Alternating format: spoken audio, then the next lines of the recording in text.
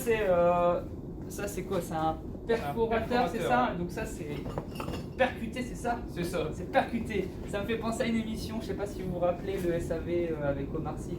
Je percute. C'était ça il me semble, ouais. Alors ça sert à quoi ça mec?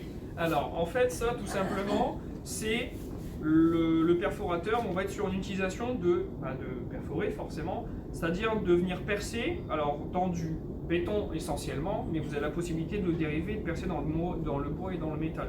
Ici, pour revenir tout à l'heure, on parlait de newton-mètre, de couple de serrage.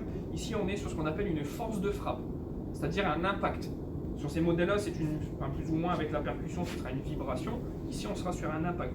Donc l'unité de 1,7 joules correspond à la force qui est capable d'exercer le perforateur au niveau du fourré. Là, on est à 1,7. 90% de la gamme que vous allez avoir en rayon en gamme filaire, par exemple, en perforateur, on sera bien au-dessus. On se rapproche des entre 2,5 et 3,2 sur les plus élevés. Okay. Le perforateur sur batterie, généralement, en moyenne, on tourne, alors les plus faibles sont à 1,2 joules, les plus élevés sont à 2, et des cacahuètes et 3 joules. Je me permets, alors moi si par exemple j'ai une petite dalle à casser, ça peut faire l'affaire. Alors, pas de la dalle.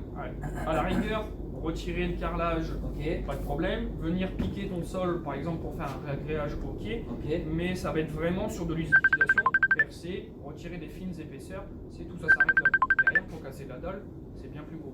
Ok, nickel, merci.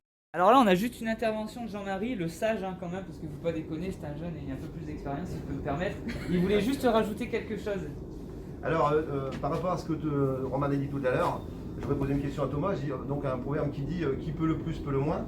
Est-ce qu'avec cet outil, donc pour moi perforateur c'est fait pour perforer, est-ce qu'on peut percer? Est-ce qu'on peut percer du métal? Est-ce qu'on peut percer du bois avec ce type de produit? C'est ça. Alors là, en fait, pour pouvoir percer du bois et du métal, il va falloir juste venir adapter sur le mandrin d'origine qui est une prise SDS, donc une empreinte particulier perforateur, venir la clipser dessus pour ensuite avoir un mandrin auto-serrant ou un mandrin à clé pour pouvoir venir adapter des fourrés, que ce soit métal ou bois.